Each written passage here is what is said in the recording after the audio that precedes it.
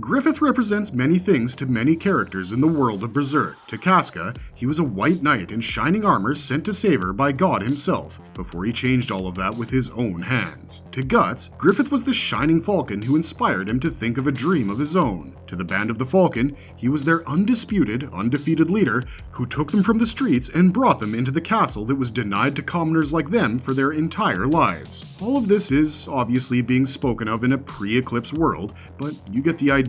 Griffith represented many mature, manly things to many characters in the world of Berserk, regardless of whether they viewed him with friendship or animosity. But the truth is the exact opposite, because to us, Griffith is actually nothing more than a child who has been handed the paintbrush of reality to give his dangerous dreams a terrifying lease on life. The fact is that despite all his brains and tactical brawn, Griffith never really grew up. He has led his entire life motivated by a single childish desire, and that desire has culminated in a literal age of darkness. So, let's talk about how Griffith's childish desire to acquire a kingdom ended up ruining the world of Berserk. Before we get into our explanation, we have a very small request. If you like our content, please support us by subscribing to our channel. This is a small click for you, but for us, it means a lot. Thank you. Let's begin.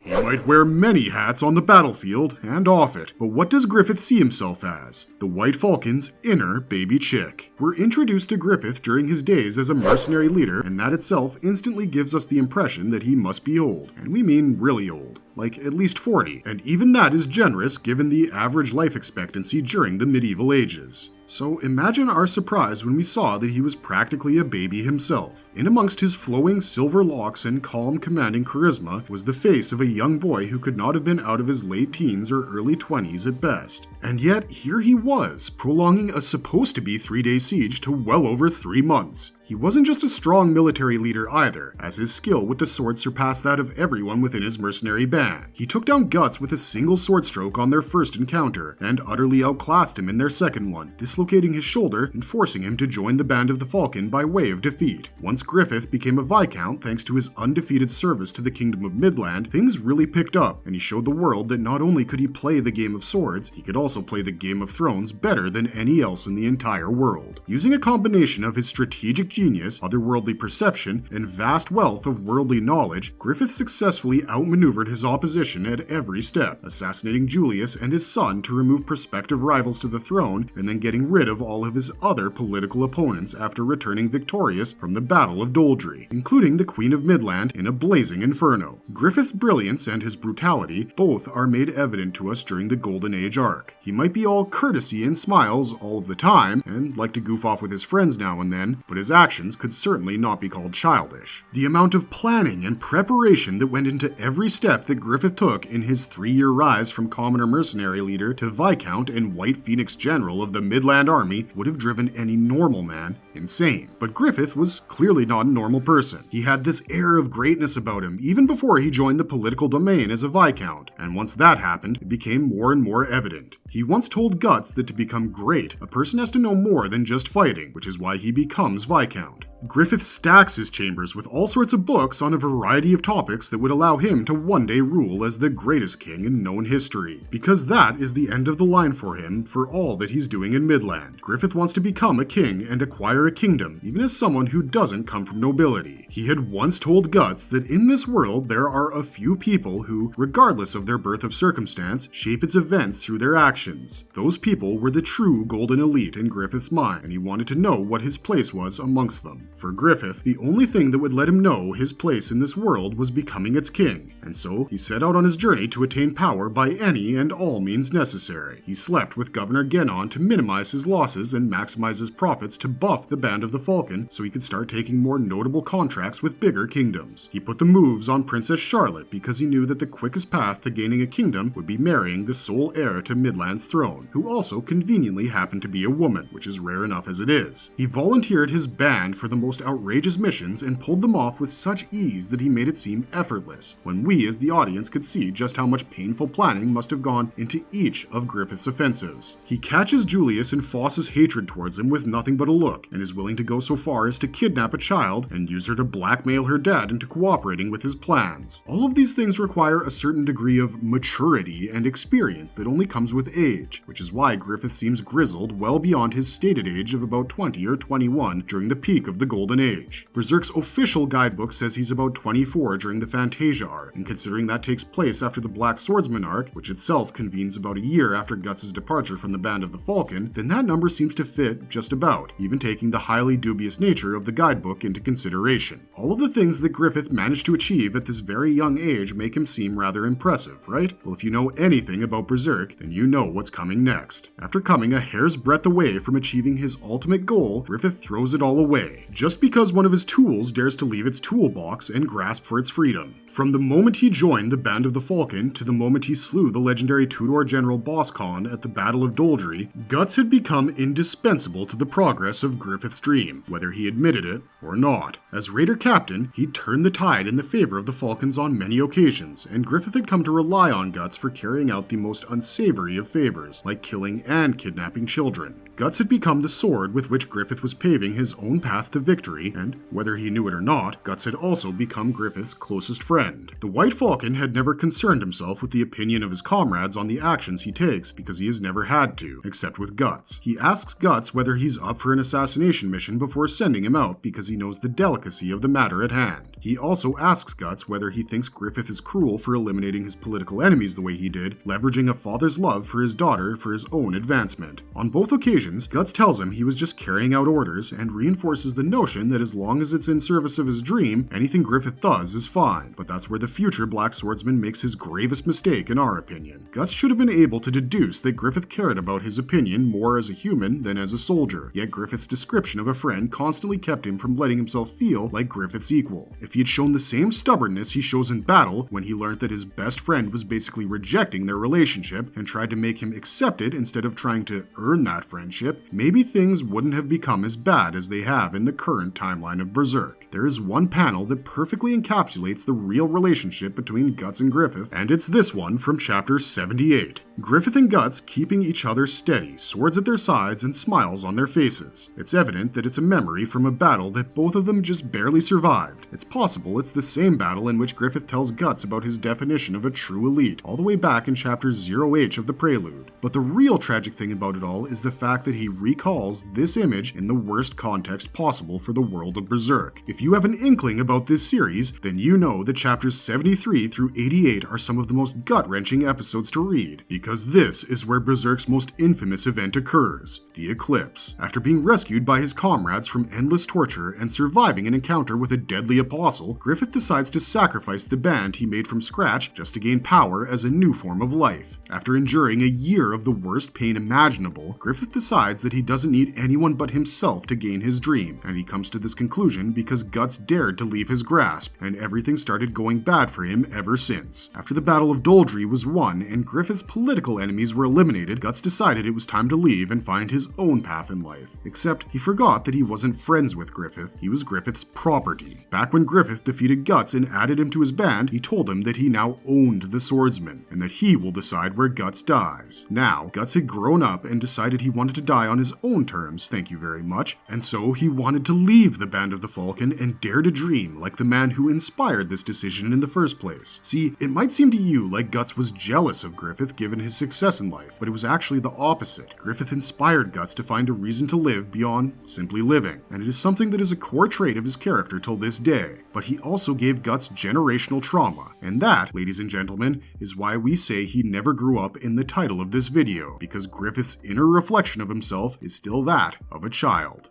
He is stuck in an endless play that began on the cobblestones of his childhood town and will end in the paved streets of Falconia. Why Griffith never really grew up. Ever notice how while we get a lot of dialogue and action from Griffith, we never quite get to see the inner thoughts and emotions that dictate them? Barring a few panels where Miura simply drew Griffith's face with a sinister look stuck to it, you wouldn't think that there was something wrong with this guy on a fundamental level. Miura also consciously chooses not to give us Griffith's inner monologue on many occasions, simply because he wants the audience to discern the meaning behind his actions for themselves. This means that whenever we do get any kind of internal reasoning from Griffith, it should be treated as especially relevant to his story, and more importantly, to his actual dreams and desires. We start getting glimpses of this when we see what Griffith does in the aftermath of learning that Guts wanted to leave his grasp. Griffith practically spirals into an existential crisis over the idea that Guts had the courage to demand his freedom. He obsessively thinks to himself that if he can't have Guts, then no one can. Griffith knows Guts has improved vastly as a fighter in the 3 years since their first meeting, but he is still confident that he can end it quickly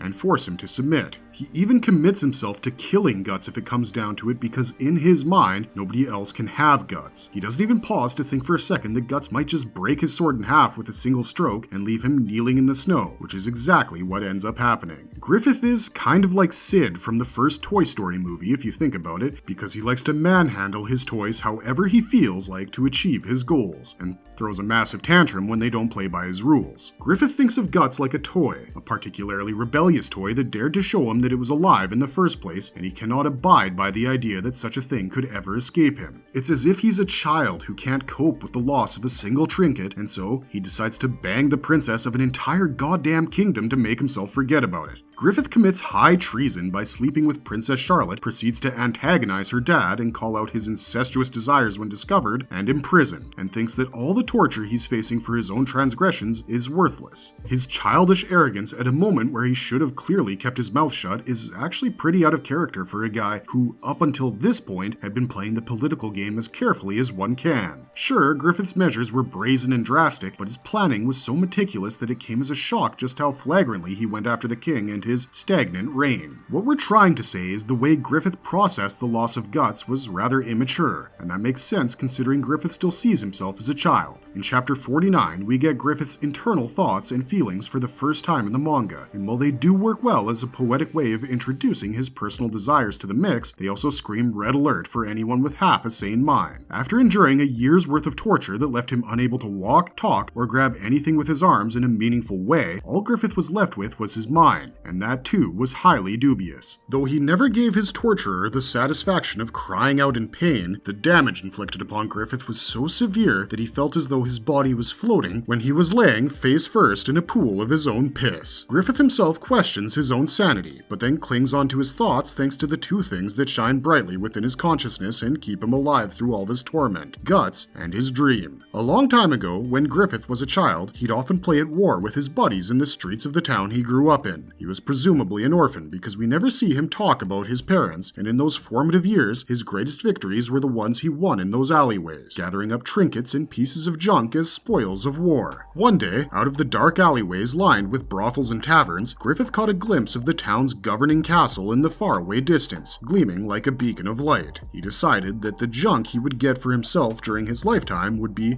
that thing, and set off to start working towards acquiring it by any means necessary. Griffith is a guy who is aware of the effect he has on people. His charm either attracts or repels them, and the former turns into companionship while the latter turns into enmity. He thinks that it is this effect that he has on people that has allowed him to rise as far as he has, and that the only one who made him forget about his dreams was Guts. Griffith blames Guts for his current predicament, while calling him his sole sustenance during that year of torture, which is, once again, a rather childish way to look at things. He fails to take accountability for his own actions, and instead blames someone else every step of the way. He once openly admitted to Casca that he never feels responsible for the people who die in his service, which is expected of a mercenary leader, we suppose, but not of one who claimed to want to be king. See, everyone assumes that Griffith wanting to become king makes his journey benevolent by default, because our idea of a king is so idealized in the first place. We never stop to think that it might just be him chasing a selfish, childish desire he thought up as a young kid, but the truth is that's exactly what happens. Griffith is someone who has grown up without parents or any real mentor figures to speak of. He taught everything he knows to himself, and on the surface, that's exceptional. But when you realize that no one probably taught him what was right from wrong since the very beginning, you start to see why we keep calling Griffith a kid time and again. After being rescued from his solitary cell by Guts and Casca, instead of holding gratitude in his heart for his men, Griffith's eyes seethe with contempt. He tries to kill Guts the first time he sees him, albeit unsuccessfully, and when he learns that he's started a relationship with Casca, Griffith tries to force himself on her. In his mind, he was still running things, though his body clearly told him otherwise. When he fails at even trying to make a move on Casca and receives a pity hug from her instead, Griffith is visited by a hallucination of his childhood self that tells him playtime isn't over yet. He somehow manages to get his resting wagon moving and dashes all the way to the site of the fifth eclipse, chasing himself. For all his manly goals and accomplishments, Griffith is fueled by the most infantile motivation possible, and that is achieving his childhood dream. As a consequence, his inner reflection of himself is also stuck in childhood, and we find this out during the eclipse. See, whenever a person ordained by the laws of causality enters an interstice of their own creation, they're put through a bit of a theatrical test by the God Hand to ascertain whether they have the will to realize their fates or not. We see this process play out in front of us very early on in the series, as Ubik summons his consciousness projector to confront the slug count about his second chance at apostle life and expose the decisions that led to his first. In that projection, we see the Count as a fully grown man who makes the conscious choice to give up his humanity and sacrifice his wife so as to escape the suffering of her betrayal of his trust. We always assume that the same must go for every other apostle as well, where they end up seeing their truth in their worst moments as a fully fleshed adult. The only exception we'd make is for Rosine, who was a literal child when she became an apostle, so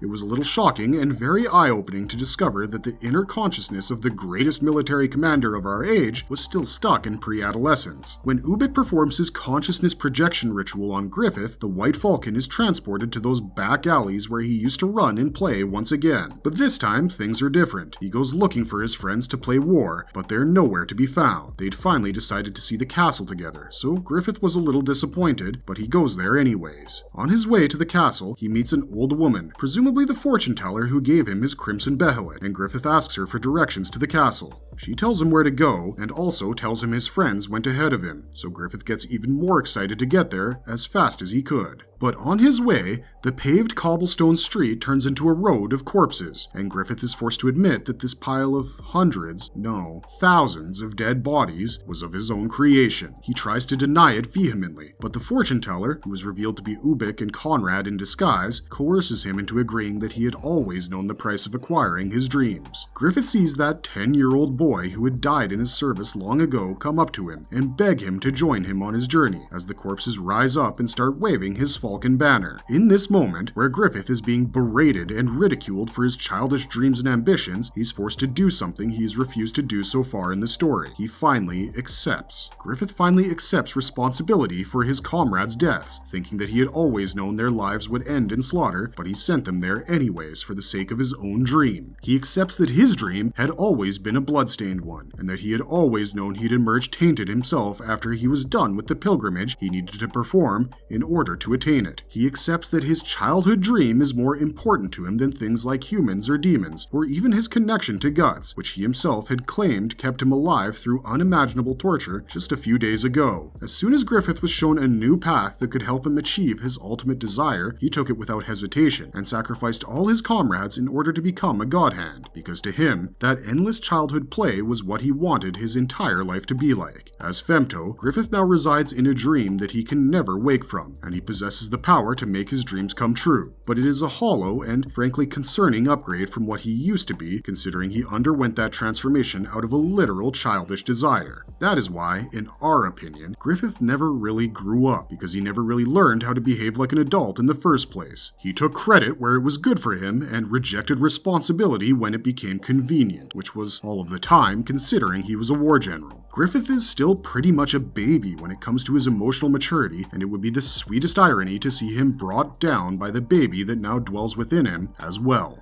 Marvelous verdict. But as for this video, that's gonna have to be it. Let us know what you think about Griffith and how childish he is or isn't in the comments down below, and we'll catch you guys in the next one. Until then, take care, and don't forget to keep struggling.